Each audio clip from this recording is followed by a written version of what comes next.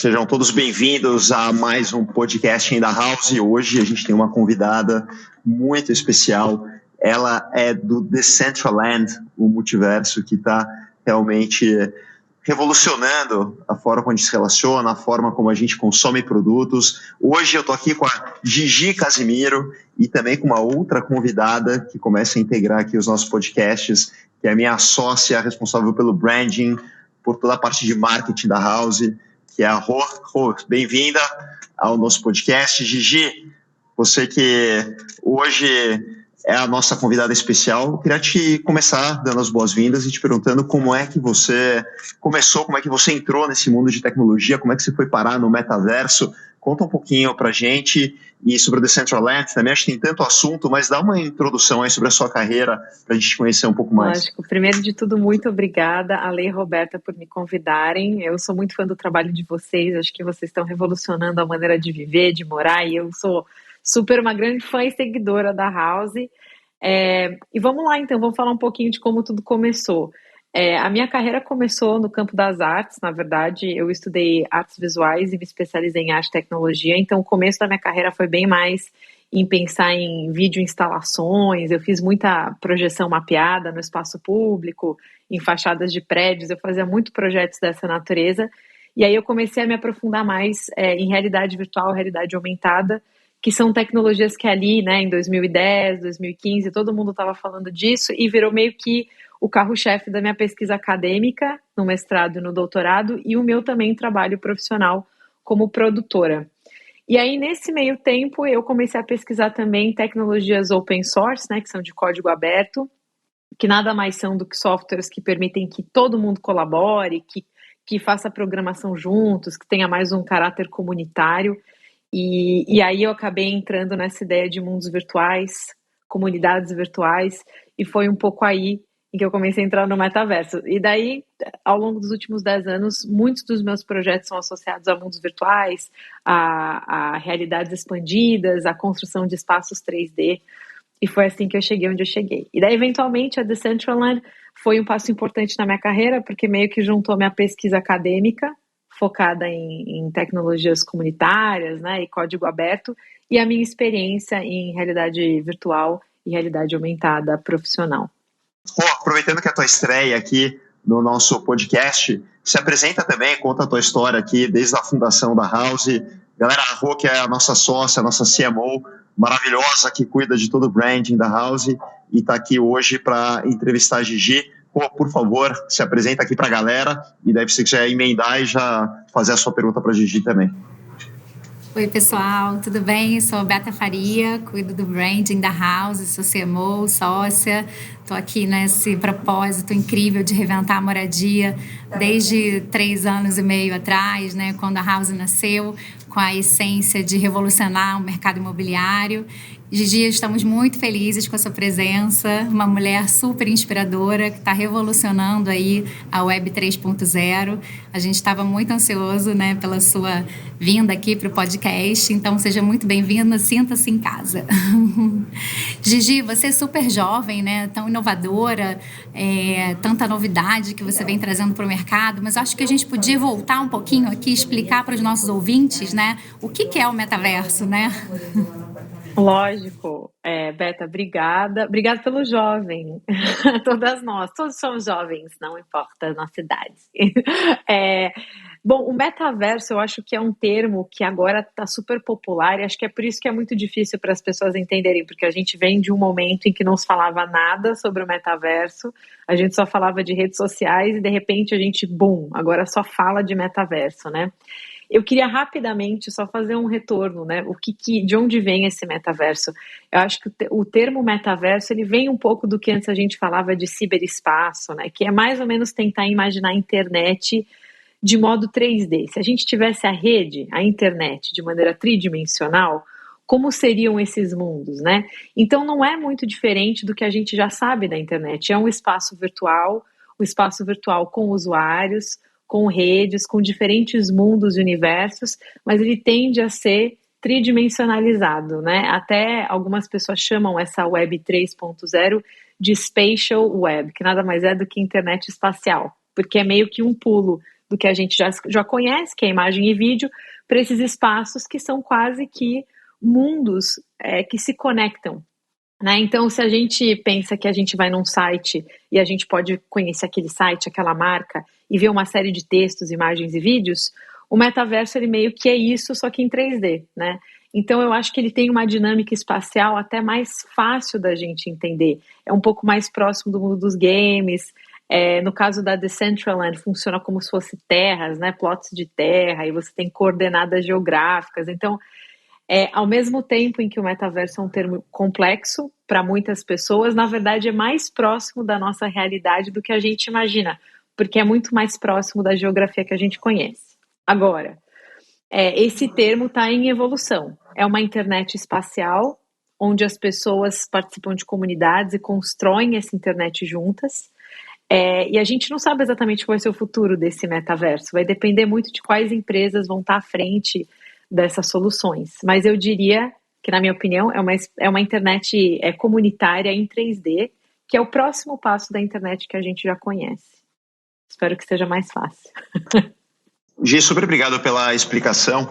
Eu queria que você explicasse também, antes de a gente entrar, quais são as interferências, o que o metaverso vai mudar nas nossas vidas e nos mercados em geral. O Decentraland, como é que você se conectou e qual é a diferença dele dos outros metaversos? Por que você acha, por que ele vai predominar, se ele vai ser especializado em algum segmento? Explica um pouquinho quais são as diferenças e se vai existir algum dominante, acho que também é uma dúvida que o pessoal pergunta constantemente. Lógico. A gente já vem de um momento, acho que os últimos 2 décadas assim, da internet já foram bastante monopolizadas, né? A gente tinha grandes marcas que dominaram as redes sociais ou as ferramentas de busca.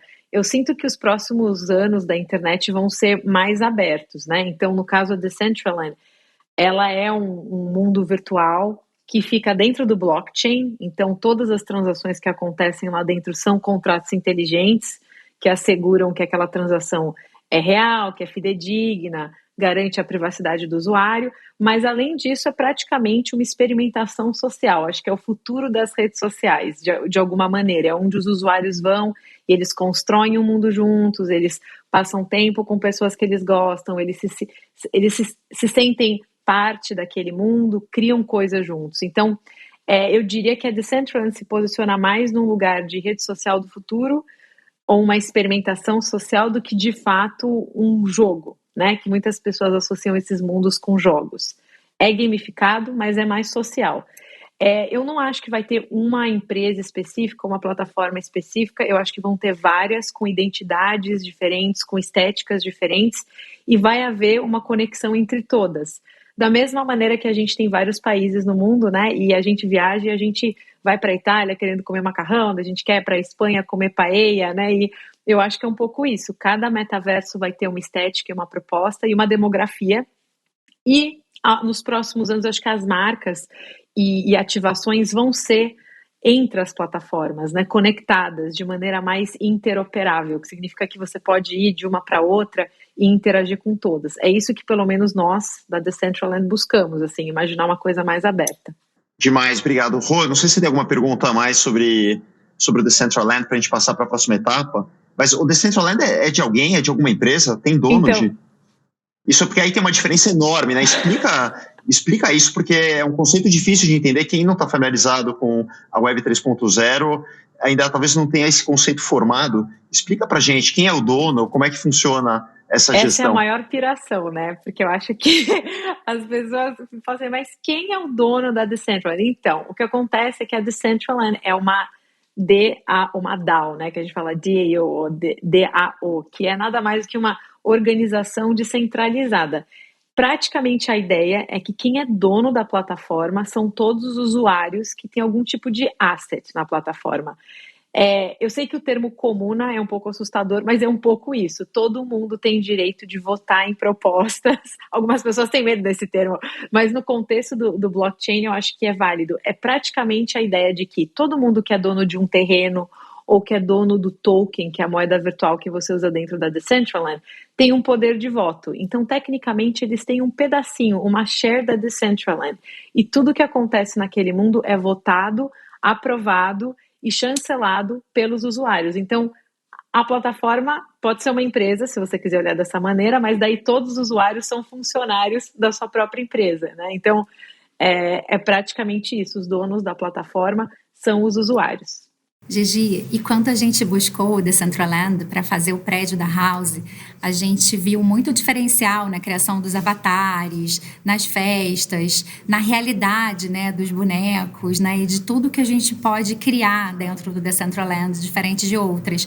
Conta pra gente um pouquinho qual é o maior diferencial, assim, na sua visão, e se tem outros. Olha, eu acho que a estética da Decentraland, ela é mais ou menos no meio do caminho entre o que a gente já conhecia do Second Life, do The Sims, né, que é uma coisa mais realista, mas ela tem uma certa inocência, assim, que ainda é um pouco do mundo dos games, né? Então, eu acho que é um lugar interessante, que esteticamente você consegue explorar texturas, né, shapes, formas, que são muito próximos do real, mas ainda assim você pode extrapolar a realidade. Então, a gente vê que tanto em arquitetura quanto vestíveis, né, roupas virtuais, os criadores realmente eles podem explorar o que eles quiserem do ponto de vista de criação. Acho que isso a Decentraland não te coloca numa estética específica, que às vezes outras plataformas vão te colocar uma coisa mais pixelizada, uma coisa mais cúbica. Eu acho que na Decentraland você tem mais liberdade de se expressar. E querendo ou não, é uma comunidade um pouco mais adulta, né? Então a nossa demografia começa nos 25 até os 45, 50, então é uma demografia de usuários que também quer investir em coisas. Então a economia criativa é muito grande, as pessoas criam roupas que são de fato vendidas, são consumidas, os usuários estão a fim de comprar NFTs, de comprar tickets para eventos, então eu acho que isso também gera uma economia própria, que está um pouco associada ao futuro das profissões, eu até digo assim, sabe? No metaverso. E Gi, quem quiser começar a entrar no metaverso, assim, quem está ouvindo a gente, fala, puta, eu nunca entrei, não faço a menor ideia, como é que, assim, eu começo para aprender o que é, o que eu faço lá dentro, né? Às vezes o pessoal não sabe nem, eu vou entrar lá, é uma rede social, o que eu vou fazer lá dentro. Então, explica um pouquinho quais são as dicas para quem quer ter uma primeira experiência dentro do metaverso, o que vai encontrar lá, quais são as suas dicas de como iniciar nesse mundo. Se a pessoa quiser começar pela Decentraland, você pode ir no site da Decentraland, que é decentraland.org, e ali tem a opção de você começar a experiência como um visitante. Então, realmente, você não precisa ter nada complicado, não tem que ter nada relacionado ao blockchain. É bem um processo simples de criar um avatar e você começa a navegar nesse mundo. O que eu diria que é mais interessante é as pessoas começarem talvez indo primeiro em eventos, né? Tem uma página de eventos, quando você abre o site em menu tem events, e ali eu acho que é um jeito mais fácil de você começar a digerir um pouco o que acontece, porque daí você vai para uma atividade específica, onde você vai estar, às vezes, assistindo a um DJ, a uma performance, você vai encontrar uma comunidade específica. Eu acho que isso é um jeito de você começar a aprender. O melhor jeito de aprender mesmo é ir testando, né? Mas eu acho que existem diversos materiais que você encontra online. Eu geralmente gosto de seguir muito os twitters, assim, de comunidades desses metaversos que postam sobre eventos. Eu acho que tem alguns sites que às vezes são focados em conteúdo de cripto, que também te ajudam a explicar. E o próprio site da Decentraland tem um tutorial completo de como você acessa. Então, acho que é um pouco por aí. Eu acho que o Twitter é o lugar mais ativo das comunidades do metaverso, da Web3 e do mundo cripto. Então, é o lugar onde você vai encontrar mais coisas para ler. Mas se a pessoa quiser um conteúdo pontual, eu convido a ler o que a gente tem na Decentraland. E talvez eu comece a fazer alguns webinars para introduzir um pouco mais as coisas para as pessoas. E talvez seja também uma maneira de introduzir para o público brasileiro em português, né? Como você pode entrar no metaverso se você não entende nada de metaverso.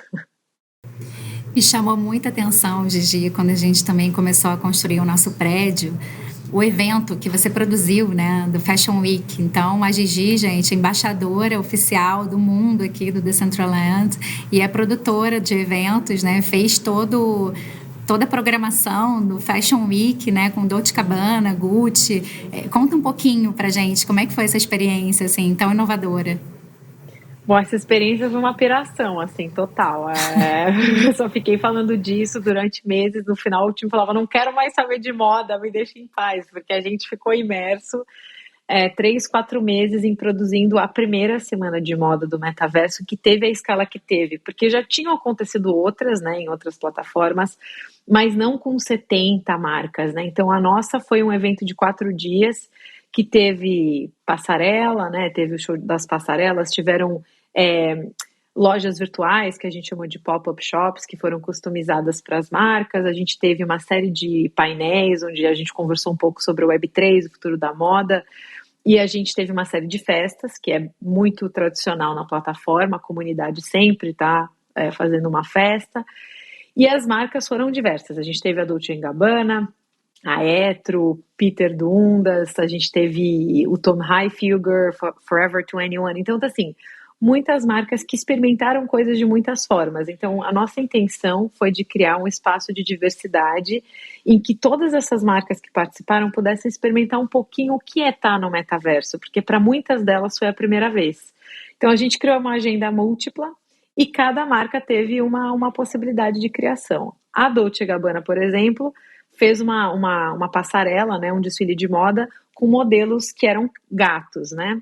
E com uma coleção completamente nova. E é uma brincadeira com o termo em inglês catwalk, né? Então, foi muito legal ver como as marcas também quiseram sair do senso comum, do senso de normalidade, e explorar essa outra estética que esses mundos virtuais propõem. Então, foi um projeto, sem dúvida, muito, muito emocionante, assim. Eu acho que foi o começo para muitas dessas marcas agora continuarem explorando, e a gente está a todo vapor para o próximo ano. Inclusive, eu quero que mais marcas brasileiras participem. Nenhuma participou. Hoje, eu e a Rô, a gente fica conversando direto aqui, né, sobre essas experiências, o que a gente vai gerar, né, o que a gente quer prover para o nosso morador, para o nosso cliente. Qual foi o resultado do Fashion Week? Quando a gente pergunta para as marcas, assim, ou para quem participou do evento, além de, obviamente, ter sido uma experiência super bacana, rolou venda, rolou negócio. Quais foram os resultados, assim, dessa primeira grande experiência? Sem dúvida, essa primeira grande experiência, eu acho que ela teve mais uma conotação de branding e marketing, assim, e um retorno muito bom nesse setor, porque a gente teve 7 bilhões de impressions, né, cross social media. Então, foi um número muito expressivo. Então, para as marcas, isso foi super forte. A gente teve publicado sobre o evento, assim, grandes artigos em todas as Vogues, na Elle, no Wall Street Journal, na Forbes. Então, acho que isso é um dos principais ganhos, né? Mas daí, obviamente, a gente teve uma série de marcas que fizeram coisas completamente inovadoras. Então, a Tommy Hilfiger, por exemplo, eles fizeram a primeira experimentação de phygital, né? Então, eles venderam peças físicas que estavam atreladas a peças virtuais. Então, você comprava aquele NFT e te dava direito a uma peça física. Tiveram vendas, sem dúvida. Eu não acho que essas marcas entraram para ter um revenue ou um profit, né, de primeira. Acho que eles queriam entender como essa dinâmica funcionou. Então, a gente teve um número considerável de usuários, em torno de 108 mil visitantes na plataforma durante os 4 dias de evento. E, obviamente, a gente teve em torno de $160 mil em transações de wearables acontecendo naquele período. Que, claro, não fica claro se são para essas marcas ou se são para os criadores da plataforma, mas, de um modo geral, eu acho que esses números apontam que existe um potencial imenso nesse mercado, né? Mas eu diria que, principalmente, marketing e branding. Acho que esses 7 bilhões é um número, assim, chocante para 4 dias de evento. Então, eu diria que começo é por aí. E eu acho que nos próximos 2 anos a gente vai entender como que você consegue aumentar o teu revenue, né, o teu lucro e vendas nesses espaços. Mas, por enquanto, acho que é mais contar a sua história, como a marca consegue criar senso de pertencimento para o seu público-alvo, etc. Outro ponto, né, que eu acho muito relevante é a conexão, né, das pessoas. Na House, nosso propósito, desde o início, aqui a nossa essência é transcender a moradia para um ecossistema colaborativo, né, conectando todos os moradores com experiências únicas e inovadoras. Então, quando a gente pensou no metaverso, a gente falou, por que não fazer um prédio da House, né, uma réplica da nossa flagship conceito, que tem toda a experiência desde o lobby, na entrada, com música, web spaces, que são serviços e benefícios que a gente proporciona para o morador no andar, né, como lavanderia, padaria, mercadinho, grab and go, academia, e no rooftop, que a gente conecta essa comunidade com festas, né? E o mais incrível é que você pode se conectar com gente do mundo inteiro, e não só Brasil. Então, a gente fez um evento recente da House, né, On e Off, o primeiro evento Phygital, que a gente percebeu que a gente se conectou com comunidades diferentes, com gringos, gente que estava nos Estados Unidos e que já conhecia a House. Então, conta um pouquinho pra gente, assim, do que você vê, imagina, dessa conexão, né? Como é bom você não ter limites, né? Não ter barreiras. Bom, primeiro de tudo, eu sou mega fã dessa ativação que vocês fizeram, porque como eu falei, o meu começo foi nessa ideia de projetar em espaços físicos. Eu super acredito que o futuro do metaverso vai acontecer de fato quando ele explodir, né? Quando ele sair das telas, quando a gente não conseguir mais dissociar o que a gente faz no metaverso do que a gente faz fora dele, né? Então, eu acho que uma das coisas que é apaixonante de você pensar nesses mundos virtuais é que eles não estão associados a uma terra específica. Não necessariamente você está atrelado a um território nacional em que você só pode ver pessoas que estão lá. Eu acho que o seu senso de pertencer a um bairro, né, ou uma zona se expande, porque daí, inclusive, a maneira como você se move é outra, né, dentro desses mundos. Então, eu acho que a ideia de multiculturalidade, de vila global, acho que esses termos que nos últimos 10, 15 anos todo mundo falava, né, Global Village, agora eu vejo isso de fato se concretizar quando você, por exemplo, vê um gringo participando de um lançamento de um espaço físico que está no Brasil, mas o cara está participando daquele mesmo show, daquele mesmo set de DJ, de qualquer lugar do mundo que não aquele, onde aquele evento físico está tomando lugar, taking place. Então, eu acho que assim, dissolver essas fronteiras é uma das missões que eu acho que a Web3 está trazendo para todos nós. E também repensar, né, o que é essa ideia de terra, o que é essa ideia de territorialidade, o que é essa ideia de espaço que a gente já conhece. E eu super acredito, sim, no que vocês estão fazendo, de que esse é o futuro desses metaversos. A gente tem que fazer mais espaços híbridos e acho que desafiar, né, o nosso entendimento do que é a física, do que é o espaço. Eu acho que é um pouco por aí. Hoje, olhando um desses grandes feitos, né, que a Rô comentou, que é essa interação com o gringo, quer dizer, você acaba dissolvendo fronteiras, como você falou. O que mais se enxerga como efeito, né? Quando a gente estiver com o metaverso totalmente difundido, as pessoas já tendo ele como algo natural das suas vidas, o que você acha que interfere? Assim, as pessoas vão trabalhar no metaverso, vão fazer reuniões, vão se relacionar, vão deixar de sair tanto, deixar de viajar? Você acha que o espaço do trabalho vai migrar para o ambiente totalmente virtual? Como é que a pessoa vai morar no mundo físico, né? Se ela as interações estão lá dentro, ela vai poder ter uma vida diferente fora do metaverso. Fala um pouquinho do que você enxerga, assim, das transformações e dessa visão de futuro com o metaverso amplamente difundido e já sendo parte das nossas vidas. Lógico. Bom, primeiro que eu acho que depende muito do que a pessoa deseja. Acho que o legal desses espaços é que se você deseja conectar a sua vida física com a sua vida virtual, você pode. Se você não quer e você quer manter identidades separadas, você também pode. Sobretudo porque no blockchain a anonimidade se mantém, né, daquele usuário. Você não tem como saber idade, gênero, nacionalidade. Então, isso eu acho que é uma questão de escolha, o que já começa de um ponto interessante, onde você é livre para elaborar sua identidade da maneira que você quiser. Mas uma coisa eu acredito muito, que como a gente viu nascer dessas comunidades na Web3, que não são comunidades necessariamente associadas a uma nação ou a um território, é interessante a gente repensar esse mapa geopolítico e geoglobal que surge, né? Porque as pessoas vão começar a se unir não porque elas, sei lá, nasceram no mesmo país, mas porque elas têm interesses em comum, porque elas gostam de fazer as mesmas coisas, porque elas acreditam nas mesmas coisas. Então, eu acho que isso é interessante, isso acho que vai transformar muito a maneira como as pessoas interagem com o entendimento de nação, de lugar, de onde eles pertencem, e acho que isso impacta socialmente como a gente se relaciona. Agora, economicamente e profissionalmente, eu acho que o metaverso, sem dúvida, vai criar novas profissões, como a minha, que eu sou produtora de eventos do metaverso. Eu não toco em um pedaço de papel, tudo que eu produzo, eu nunca toquei. Então, assim, profissões novas com certeza vão nascer. Eu acho que muito do customer service, né, do serviço de atendimento ao consumidor, eu acho que aos poucos vai passar os bots e até mesmo os avatares que tem pessoas por trás vão atender pessoas no metaverso. E novas profissões que a gente nem imagina vão surgir, o que eu acho que vai facilitar também empresas a terem times, a encontrar times, a criar encontros globais dos seus times e coisas do gênero.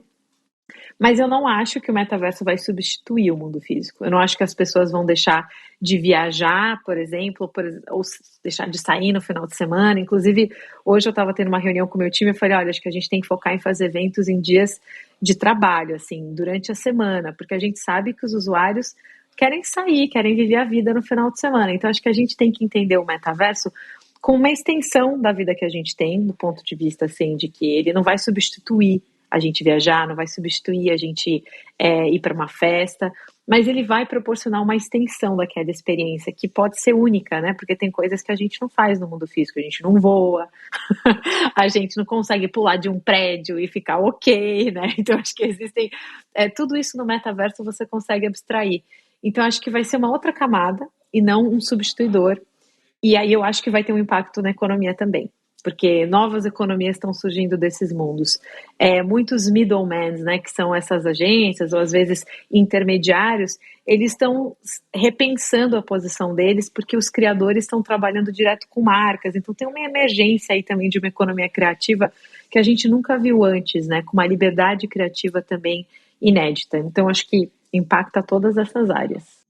Hoje, mas se a gente pensar, né, que, por exemplo, vamos pegar alguém próximo ao nosso mercado, tal, por exemplo, um corretor de imóveis, se ele tinha uma competência no mundo físico de se vestir, de fazer reunião, a competência dele passa a ser como é que ele interage, como é que ele se apresenta no metaverso.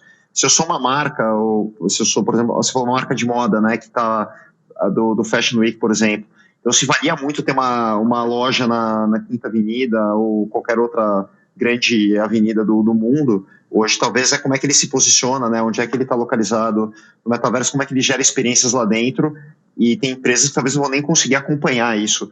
Então isso muda muito, né, cara? Se você imaginar que essa transição vai acontecer, e já aconteceu uma vez nas redes sociais, a gente não está falando nada muito distante do que a gente já passou, só que agora numa condição infinitamente mais imersiva, muito mais interativa.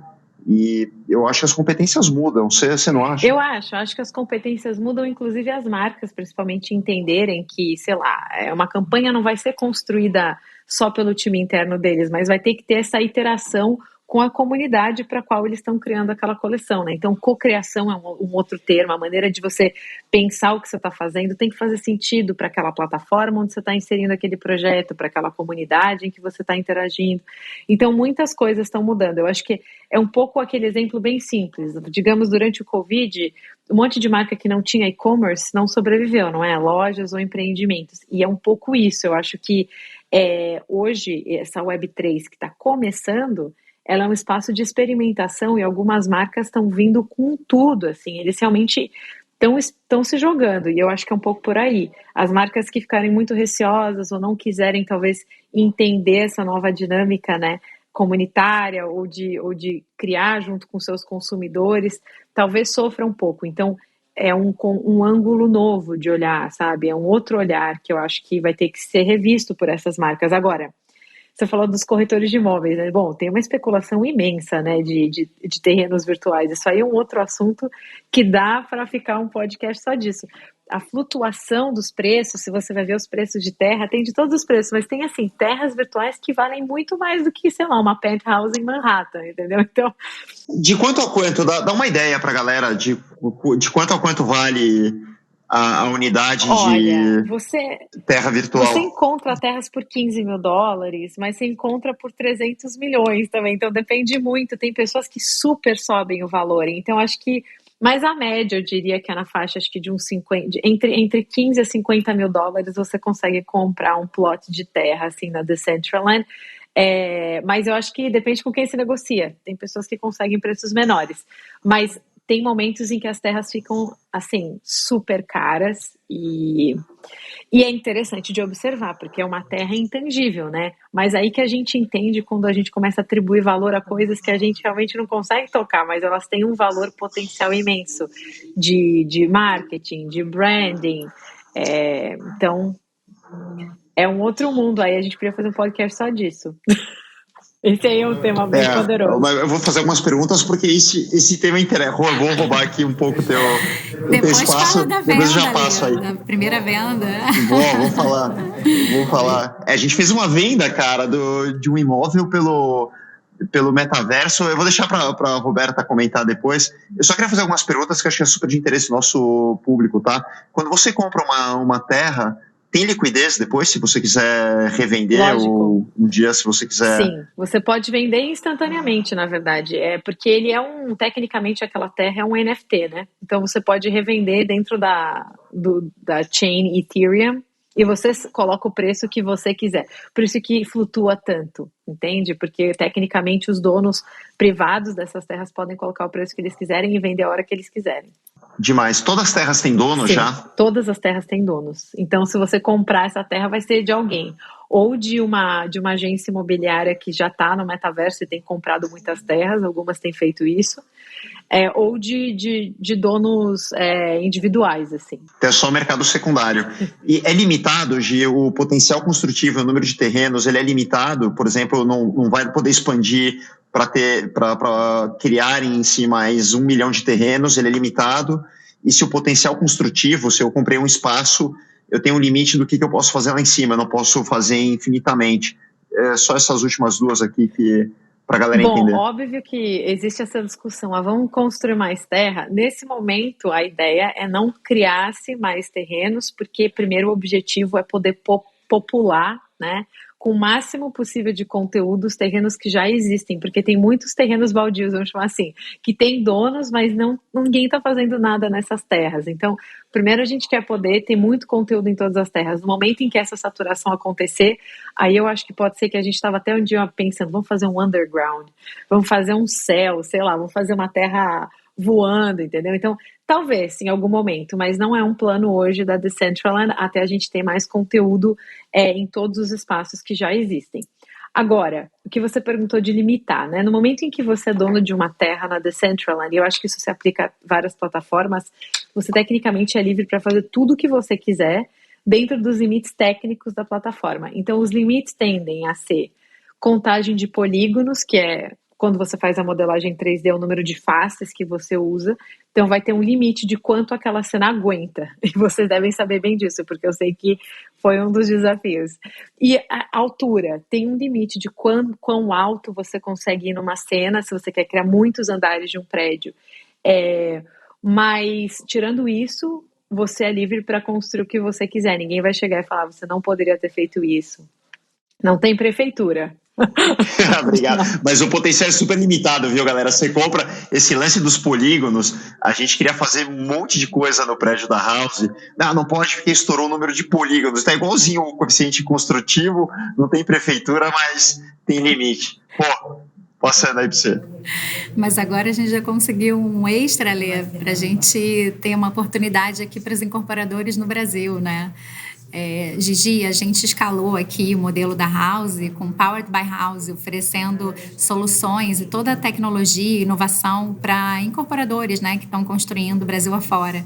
E a gente entra com toda essa solução, essa inteligência do Web Spaces, e quem tiver interesse, a gente está com um espaço exclusivo no nosso prédio do metaverso para o incorporador usar como argumento de marketing, argumento de vendas. E a gente tem um produto aqui também que é o House Vendas. E, inclusive, a gente fez a primeira venda da House de um incorporador aqui de São Paulo, que foi a Vitacom, do Bom Jardins. Então, a gente fez a primeira venda, conectando um corretor com uma cliente que tinha interesse, fazendo toda a transação 100% online dentro do metaverso, para as pessoas realmente entenderem que tudo é possível, né? Que não tem barreiras, não tem mais limites, principalmente agora pós-pandemia. Então, podem fazer vendas dentro do metaverso, que eu acredito que é um pouco do que você falou, né? O futuro dos corretores não precisa nem mais sair de casa, né? Não, é incrível. Bom, o que eu só posso te falar é parabéns, assim, eu acho que é um pouco isso. Agora a gente tem que experimentar e desconstruir algumas ideias que a gente tinha de que, meu Deus, eu preciso ir num showroom para poder comprar meu apartamento. Não necessariamente, você pode falar com essa pessoa num showroom virtual, né? Isso vai acontecer cada vez mais. Gigi, eu comentei um pouquinho sobre a loja, né, que a gente fez o primeiro evento Phygital da House, e a nossa loja fica no Oscar Freire, né, uma loja conceito. A gente quis educar as pessoas, né, transmitir como que elas podem criar seus avatares. A gente colocou uns telões de LED na loja e fez esse evento acontecendo simultaneamente, né, tanto no rooftop do metaverso quanto na loja. E a gente teve os DJs também tocando simultâneo. E agora fica aqui o convite para os nossos ouvintes, né? Quem quiser conhecer mais sobre o metaverso, estudar, a gente tem todo esse passo a passo lá na loja. A gente também lançou a nossa coleção de NFTs com o Otto Collection, uma homenagem para um sócio nosso, super querido. Então, a gente fez 3 versões do nosso urso, do nosso mascote. Então, a gente também está expondo, né, essa exposição de arte dos NFTs na loja física e no lobby do metaverso. Que eu acho super legal você trazer também a ideia de trazer um artista que está trabalhando com NFT. Eu acho que é realmente por aí, de misturar todas essas mídias e todas essas linguagens. Por favor, Ale, pode ir. Eu ia comentar, de que quando a gente fez a balada lá no rooftop, cara, apareceu uma galera, apareceu uns caras, veio voando numa nuvem, daí tinha uma outra galera que veio como se fosse uma marionete, assim, umas coisas muito loucas, né? Daí você estava falando isso de que a gente não tem mais a lei da física, né? Você não sabe se ali se era uma pessoa jovem, não, mais idosa. É muito louco, porque cada um pode assumir, né, uma identidade, e estava lá todo mundo se divertindo, e você via as pessoas trocando ideia, né, durante o evento, e isso também com um evento físico rolando, a galera interagindo com o telão. Então foi muito louco, né? Acho que foi uma experiência assim que mostra um pouquinho do que está por vir, e foi divertidíssimo, e para a gente foi um grande aprendizado. Então acho que como negócios, como comunidade, como interação, é algo que se abre aí, que a gente vai ter uma grande revolução aí rolando. Você já entrou em algum evento assim que te surpreendeu? Você fala, cara, que loucura isso daqui, ou que acabou num resultado assim, de eu acabei comprando alguma coisa, conheci alguém. Conta aí alguma experiência que você já teve no metaverso que... Teve várias festas que eu fui que, de fato, tem uns vestíveis, uns wearables que são, assim, inexplicáveis. Tinha um que eu lembro que na época de Natal era meio corpo, era tipo só as pernas, sem o torso, e daí tipo, tinha uma miniatura de uma pessoa dirigindo as pernas. É meio inexplicável, assim. Eu lembro que isso a gente vê o tempo todo, esses vestíveis que são completamente abstratos. Mas eu vou dizer que uma das experiências visuais mais impressionantes foi, na verdade, nesse final de semana, porque a gente teve a parada da Pride Parade, né, do Orgulho Gay, que aconteceu agora no dia 11 na Decentraland, e tá ativa o mês todo. E, assim, sensacional. O nosso diretor de arte, Martin Shibuya é o nome dele, ele criou toda a estética e é uma viagem alucinante, assim. Eu fiquei chocada. E você vê as pessoas se vestindo de maneira super surpreendente. Por isso que eu falei, vendo, assim, orgulhosa da comunidade da Decentraland de chegar voando numa nuvem, porque acho que é um pouco isso mesmo. Eu sempre me surpreendo com os vestíveis. Eu acho que mais do que as festas, como as pessoas se vestem, como elas incorporam aquela identidade, é o que mais me impressiona sempre. E eu sempre me surpreendo. Ou as pessoas, de repente, aparecem com umas roupas neon, ou então com esses corpos que eles são amórficos, né? Eles têm uma outra pegada que é um pouco perturbadora, mas aí você se acostuma com essa estética. Eu acho que é um pouco isso, é uma coisa meio Star Wars, assim, que você vai se acostumando, você vai absorvendo, aí você fala, isso é normal, você normaliza. Cara, o cenário do Pride está fenomenal, assim, né? A gente deu um rolê com a galera aqui da House.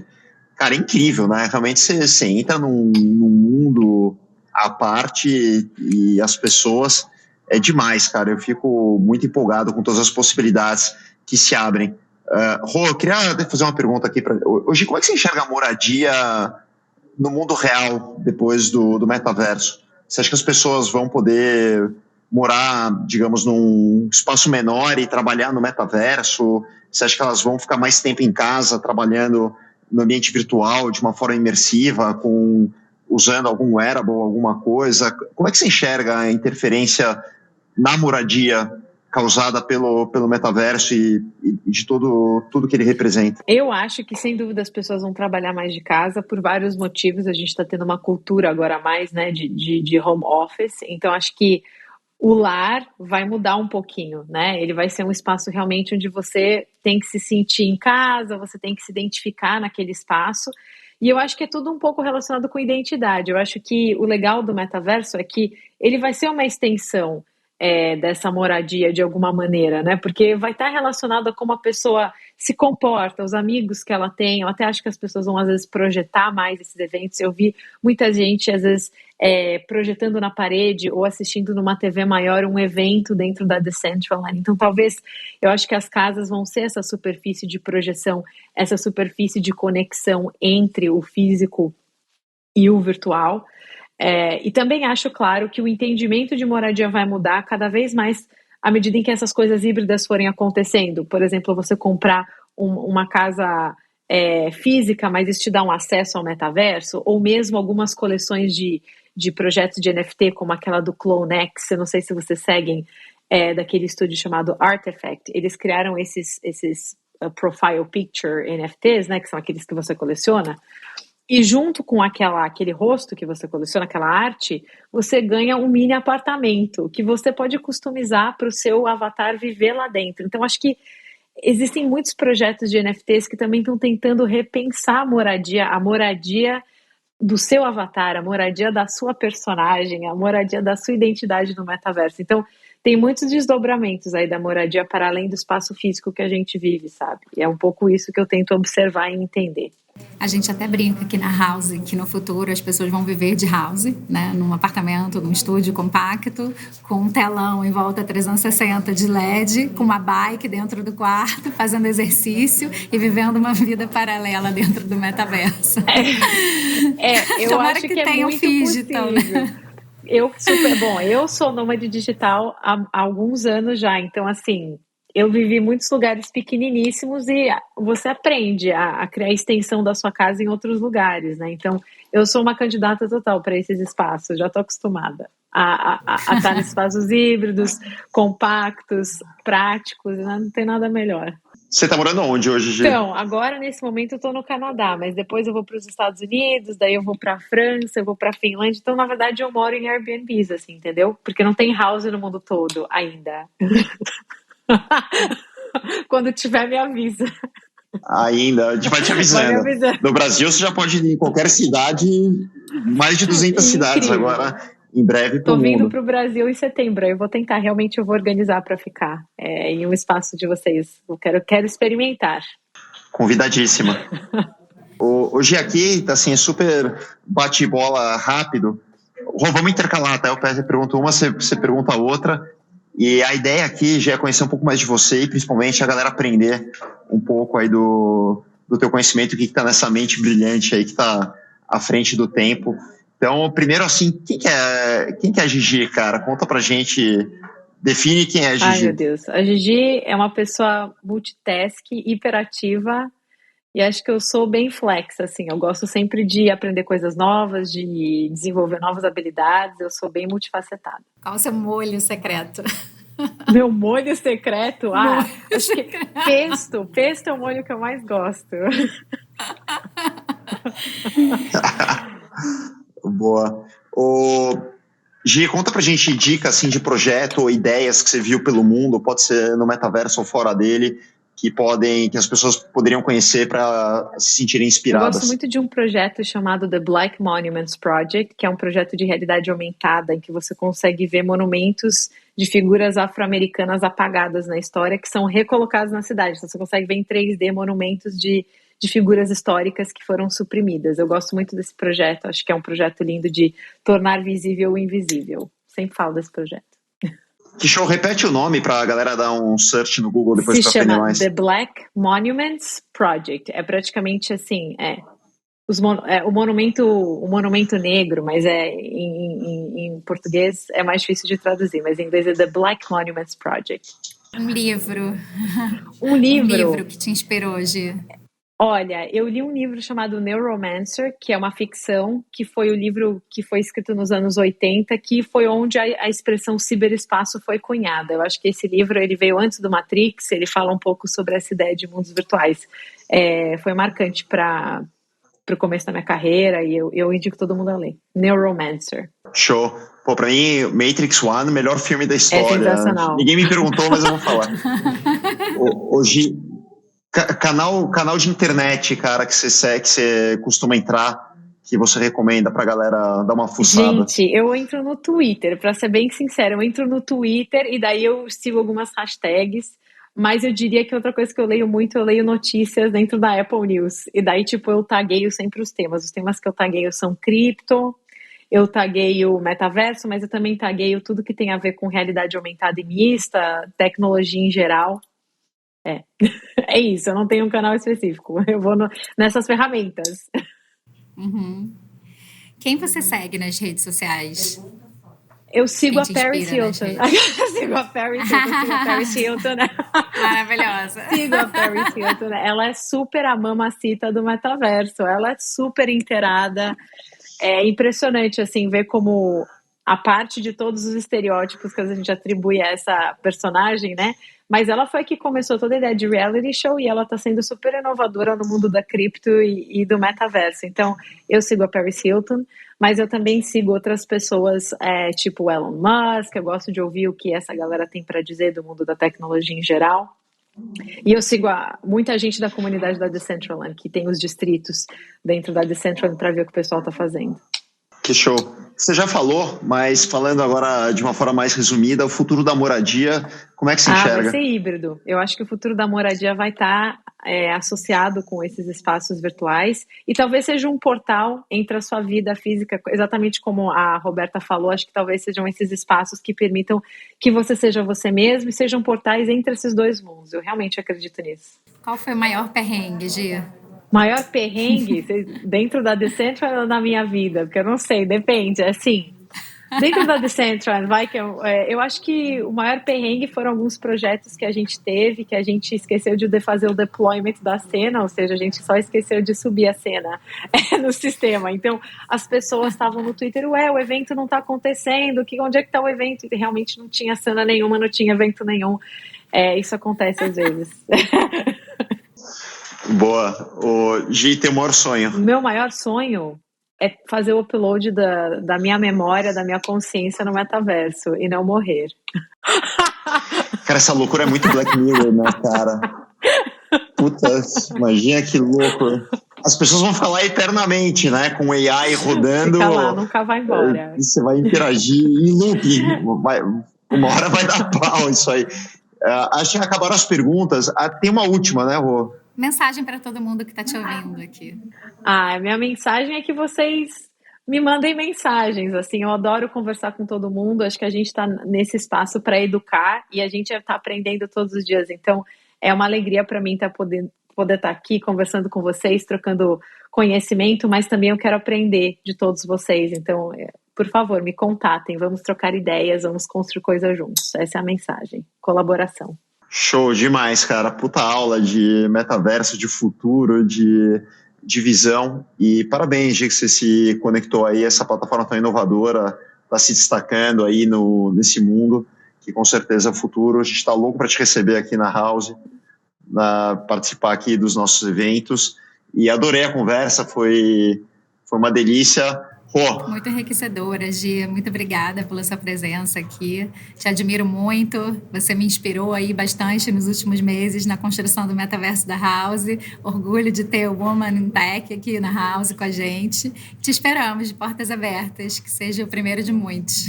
Muito obrigada. É recíproco, Beta. Você é maravilhosa. Garotas fazendo coisas incríveis e garotos também, né, Ale? Porque você também está arrasando. Então, obrigada pelo convite. Estarei aí presencialmente em alguns meses. Enquanto isso, a gente se encontra no metaverso. E muito honrada por estar aqui. Obrigada pela oportunidade. Dia 26 tem Pool Party de novo. 26 de junho. No rooftop da House. Como é que é teu avatar, Gi, pra galera te reconhecer? É Meta Hari. O nome é ótimo, é Meta Hari. Sabe Mata Hari, a espiã holandesa? É Meta Hari. E cada hora ela tá com um look diferente. Tá difícil acompanhar os looks dela. Sensacional. E com a Meta Hari a gente encerra aqui. Valeu, galera. Beijos e abraços para todo mundo. Tchau.